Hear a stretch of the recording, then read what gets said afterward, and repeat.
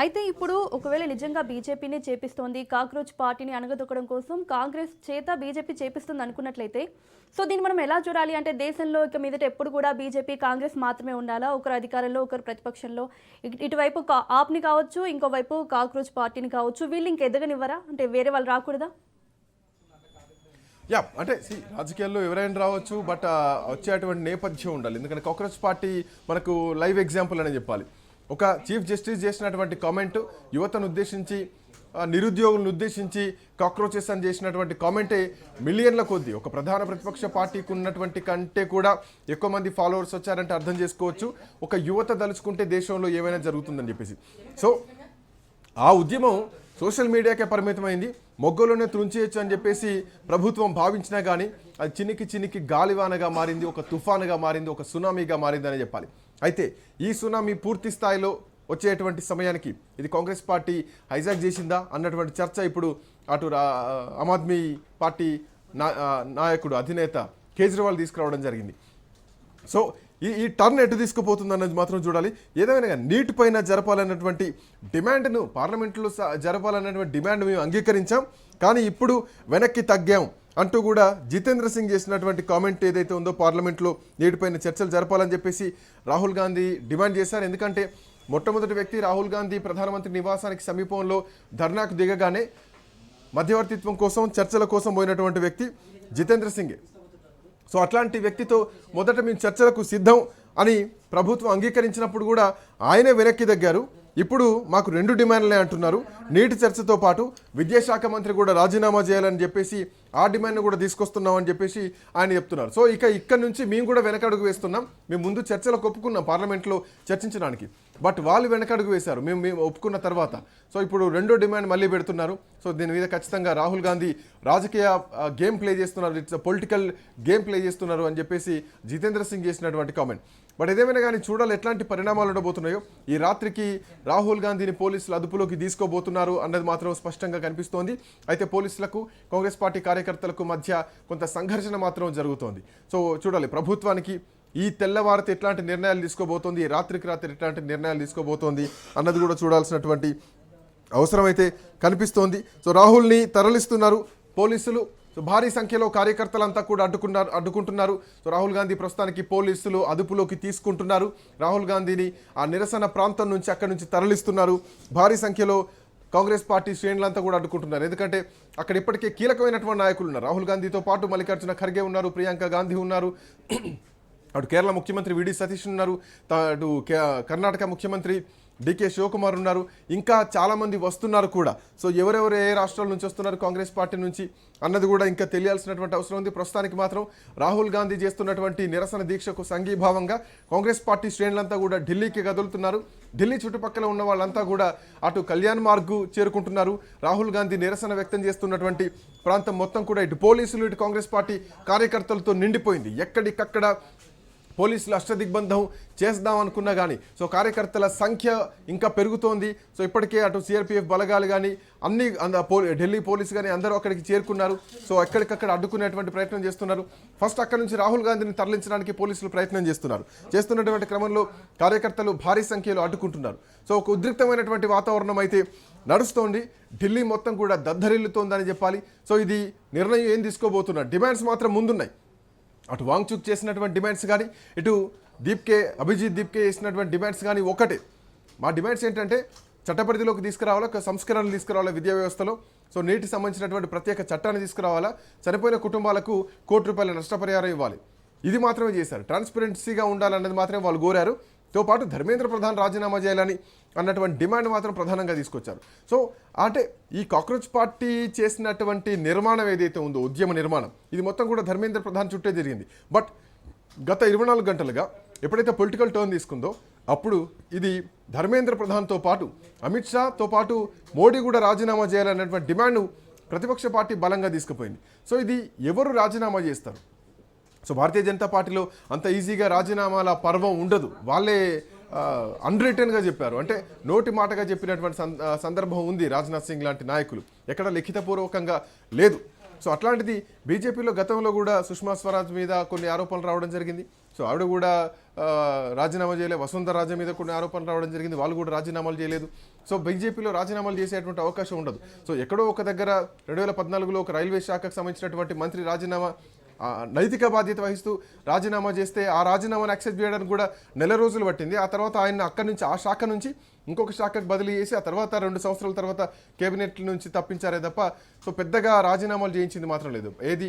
అయితే బీజేపీకి పెద్ద ఎదురుదెబ్బ తగిలింది ఏంటంటే 2021లో జరిగినటువంటి రైతు చట్టాలకు సంబంధించినటువంటి నిరసనలు.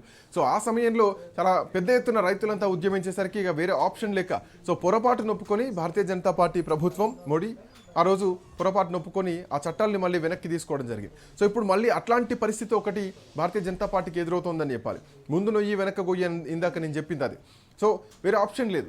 ఒకవేళ ధర్మేంద్ర ప్రధాన్ని తప్పిస్తే కనుక ప్రతిపక్షం గెలిచింది, బీజేపీ తప్పు ఒప్పుకుంది అని రేపొద్దున ప్రచారం చేస్తారు. ప్రతిపక్షం బలంగా తయారయ్యేటువంటి అవకాశం ఉంటుంది. ఒకవేళ ఆ ఆప్షన్ ఇస్తే కనుక బీజేపీ తగ్గేటువంటి అవకాశం ఉంటుంది. సో బీజేపీ ఏ ఆప్షన్ ఎంచుకోబోతుంది, ఇది ప్రస్తుతానికి ఉన్నటువంటి ఒక చర్చ. ధర్మేంద్ర ప్రధాన్ని తప్పిస్తే మాత్రం ఖచ్చితంగా యువత గెలుపు, అటు ప్రతిపక్ష గెలుపుగా ఉంటుంది. దేశం మొత్తం కూడా ఈ అంశాన్ని రేపొద్దున ప్రచారం చేస్తారు. ఓటమిని బీజేపీ తనంతట తానే ఒప్పుకుంది అన్నటువంటి వాతావరణం క్రియేట్ అవుతుంది ఆటోమేటిక్గా. ఎందుకంటే 2021 ఆ సమయంలో ఉన్నటువంటి పరిస్థితి వేరు, 2024 తర్వాత ఎన్నికల్లో గెలిచినటువంటి మూడోసారి ప్రభుత్వంలోకి వచ్చినటువంటి తర్వాత ఉన్నటువంటి పరిస్థితులు. ఎందుకంటే ఇప్పటికే మిత్రపక్షాల మీద ఆధారపడి ప్రభుత్వాన్ని నడిపిస్తోంది భారతీయ జనతా పార్టీ.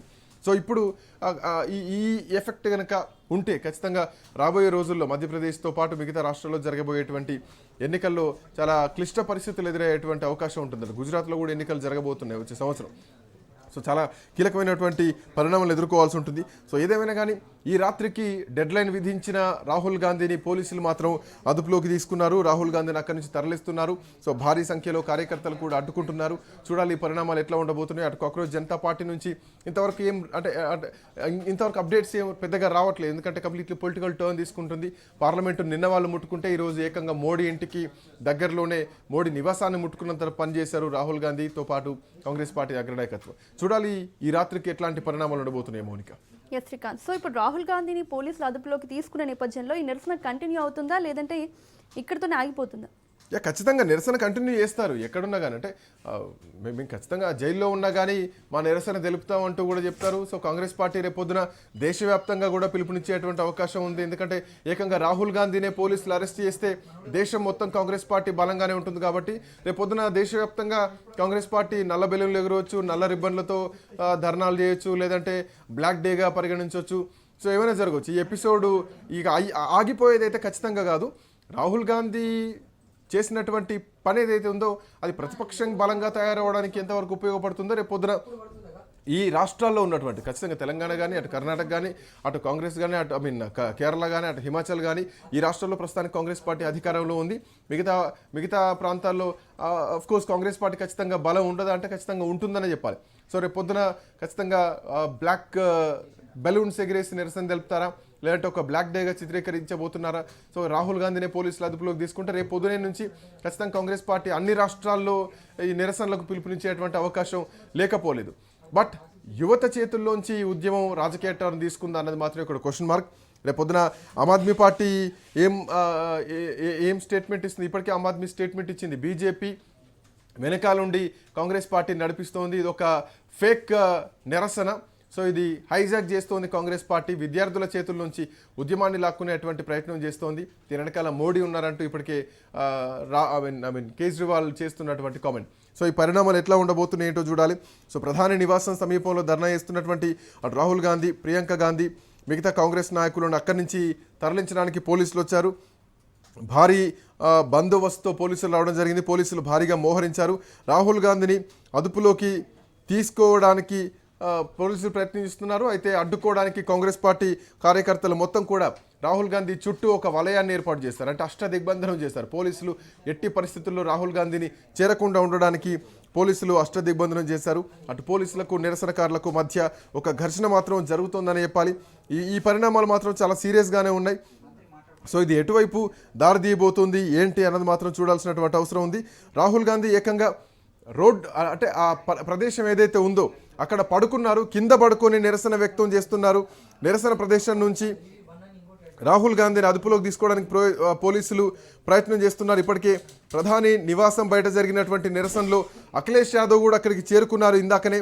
సో విద్యాశాఖ మంత్రి ధర్మేంద్ర ప్రధాన్ని రాజీనామా చేయాలంటూ డిమాండ్లు కూడా ఇప్పుడు పూర్తి స్థాయిలో వినిపిస్తుంది. ఇప్పటికే అఖిలేష్ యాదవ్ కూడా ఆ ప్రాంతానికి చేరుకున్నారు. సో ఇదేమైనా కానీ రాహుల్ గాంధీ రోడ్డు పైన పడుకొని నిరసన తెలుపుతున్నది కూడా స్పష్టంగా కనిపిస్తోంది. సో ఇది చూస్తుంటే ఇంకా గాలివానగా మారేటువంటి పరిణామాలు అయితే కనిపిస్తున్నాయి. బట్ ఈ పరిణామాలు ఎటువైపు దారి తీయబోతున్నాయి, ఏం జరగబోతోంది ఈ రాత్రి చూడాలి. కాంగ్రెస్ పార్టీ నాయకులంతా కూడా చాలా అగ్రెసివ్గా కనిపిస్తున్నారు. బట్ చూడాలి ఎట్లాంటి పరిణామాలు ఉండబోతున్నాయి మౌనిక. ఎస్ శ్రీకాంత్, అయితే అసలు ఈ అంశానికి మొత్తం మూలకారకులైన కేంద్ర విద్యాశాఖ మంత్రి ధర్మేంద్ర ప్రధాన్ రియాక్షన్ ఏ విధంగా ఉంది? ధర్మేంద్ర ప్రధాన్ రియాక్షన్ అంటే ధర్మేంద్ర ప్రధాన్ గురించి మనం కొంత మాట్లాడాలంటే ధర్మేంద్ర ప్రధాన్ మొదటి నుంచి ఆర్ఎస్ఎస్తో ఉన్నటువంటి వ్యక్తి. అంటే అటు సంఘులో ఉన్నారు, ఇటు సంస్థతో పనిచేస్తారు, అంటే పార్టీలో ఉన్నారు, భారతీయ జనతా పార్టీలో చేరారు, ఆ తర్వాత కేంద్ర మంత్రిగా ఇప్పుడు ఉన్నటువంటి పరిస్థితి. అండ్ మోరోవర్ ధర్మేంద్ర ప్రధాన్ వాళ్ళ ఫాదర్ దేవేంద్ర ప్రధాన్. సో ఆయన అటల్ బిహారీ వాజ్పేయి కాలంలోనే ఆ టైంలోనే ఆయన కేబినెట్లో ఆయన కేంద్ర మంత్రిగా ఉన్నారు. సో ఒక బలమైనటువంటి వారసత్వ రాజకీయం ఉన్నటువంటి వ్యక్తి, మోరోవర్ ఆర్ఎస్ఎస్లో బలమైనటువంటి వ్యక్తి, బీజేపీలో బలమైనటువంటి వ్యక్తి, ఇప్పుడు ఇప్పుడు అఫ్కోర్స్ ప్రభుత్వంలో కూడా బలమైనటువంటి వ్యక్తి.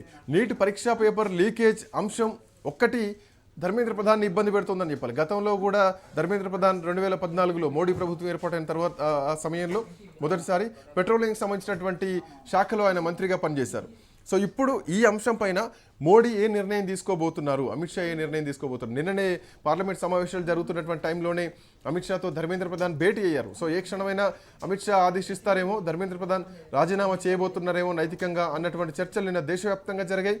ఈవెన్ ఇన్ ద నేషనల్ మీడియాలో కూడా ఇదే చర్చ జరిగింది. బట్ ఆ వైపున పెద్దగా ఏం బయటికి రాలేదు ఆ అంశాలు. బట్ ఇప్పుడున్నటువంటి పరిస్థితుల్లో ధర్మేంద్ర ప్రధాన్ తనంతట తానుగా రాజీనామా చేస్తే నైతిక బాధ్యతగా వహించి రాజీనామా చేశారు అన్నది చర్చ వస్తుంది. సో భారతీయ జనతా పార్టీ చేయించిందని కూడా చెప్పడంలో ఎట్లాంటి సందేహం లేదు. బట్ ఆ నిర్ణయం తీసుకుంటారా? ఎందుకంటే ఇంతవరకు భారతీయ జనతా పార్టీ రాజీనామాల విషయంలో మీటూ అని ఒక ఉద్యమం వచ్చింది అప్పట్లో, మహిళలకు సంబంధించినటువంటి ఏదైతే లైంగిక వేధింపులకు సంబంధించి. సో ఆ వేధింపులకు సంబంధించినటువంటి టైంలో 2021-22 ఆ సమయంలో ఒక మంత్రి ఎంజే అక్బర్ అనేటువంటి ఒక మంత్రి, కేంద్ర మంత్రి రాజీనామా చేయడం జరిగిందే తప్ప అంతకు ముందు కానీ ఆ తర్వాత కానీ పెద్ద రాజీనామాలు చేసినటువంటి ఎపిసోడ్స్ ఏమీ లేవు. ఎందుకంటే గతంలో యూపీఏ ప్రభుత్వంలో అశోక్ చౌహాన్ రాజీనామా చేసినటువంటి ఎపిసోడ్ యూపీఏ ప్రభుత్వాన్ని మొత్తం కూడా కూలిపోయేటువంటి వరకు తీసుకొచ్చింది. ఆల్మోస్ట్ చాలా ప్రమాదంలో పడిపోయింది. ఆ గుణపాఠాలు మొత్తం కూడా భారతీయ జనతా పార్టీ నేర్చుకుంది. సో నేర్చుకున్నటువంటి క్రమంలో బీజేపీ ఒకవేళ మళ్ళీ అదే చేస్తే సో ఖచ్చితంగా ఇది ఎఫెక్ట్ అయ్యేటువంటి అవకాశం ఉంటుంది అన్నటువంటి సిద్ధాంతంలో ఇప్పటివరకు ఉంది. బట్ ఇప్పుడు ఆ బ్యారికేడ్ కూడా దాటేసింది భారతీయ జనతా పార్టీ. సో ఇప్పుడు ఏదో ఒక నిర్ణయం తీసుకోవడం తప్పనిసరి కావాలి. లేదంటే రేపు పొద్దున ఇటు కాంగ్రెస్ పార్టీతో పాటు అటు కాక్రోచ్ జనతా పార్టీ కూడా ఉద్యమం చేస్తుంది. అండ్ మోరోవర్ రేపు వాళ్ళ యాక్టివిటీ కూడా ఎట్లా ఉంటుందో చూడాలి. సో వాళ్ళ రియాక్షన్ కూడా చూడాలి. ఎందుకంటే ఇది కేజ్రీవాల్ ఒక మాట ముందుకేసి కాక్రోచ్ జనతా పార్టీ నుంచి అంటే యువత నుంచి ఉద్యమాన్ని హైజాక్ చేసింది బీజేపీ చేపిస్తుందని చెప్పింది. సో ఇప్పుడు అటు అభిజిత్ దీప్కే ఏం సమాధానం చెప్తారు దానికి సంబంధించి, ఈ రోజు జరిగినటువంటి నిరసనకు సంబంధించి అటు వాంగ్చుక్ ఏం సమాధానం చెప్తారన్నది కూడా చూడాలి. ఎందుకంటే రాజకీయంగా బలమైనటువంటి శక్తులు ఉన్నాయి, అటు ఉద్యమపరంగా బలంగా ఉన్న యువత బలంగా ఉన్నారు. ఒక శక్తికి ఒక వ్యవస్థకు మధ్య జరుగుతున్నటువంటి ఈ పంచాయతీలో, ఈ యుద్ధంలో ఎవరు గెలవబోతున్నారు చూడాలి. బట్ ఏదేమైనా కానీ ధర్మేంద్ర ప్రధాన్ రాజీనామాకైతే పట్టుబడుతున్నారు అటు యువత మొత్తం కూడా. ఇటు ధర్మేంద్ర ప్రధాన్ రాజీనామాతో పాటు మోడీయే రాజీనామా చేయాలన్నటువంటి డిమాండ్ను అటు రాహుల్ గాంధీ తీసుకొస్తున్నారు. బట్ ఈ రాత్రికి మాత్రం ఏం జరగబోతోంది చూడాలి. ప్రభుత్వం నిర్ణయం తీసుకుంటుందా? ఎందుకంటే నిర్ణయం తీసుకునే ప్రభుత్వం అయితే కనుక చర్చలకు పిలవాల్సినటువంటి అవసరం ఉంటుంది. సో ఇక్కడ చర్చలకు ఏం పిలవట్లేదు. సో అక్కడి నుంచి రాహుల్ గాంధీని లిఫ్ట్ చేయడానికి ప్రయత్నం చేస్తున్నారు. సో అదే జరిగితే కనుక ప్రభుత్వ నిర్ణయం ఖచ్చితంగా అర్థమవుతుంది. ప్రభుత్వం అంతే స్ట్రాంగ్గా ఉంది, ప్రభుత్వం అంతే గట్టిగా ఉంది. మేము ఒప్పుకున్నాం పార్లమెంట్లో చర్చల కోసం, అయినా రాహుల్ గాంధీ మాట మార్చారు, మళ్ళీ డబుల్ గేమ్ ప్లే చేస్తున్నారు.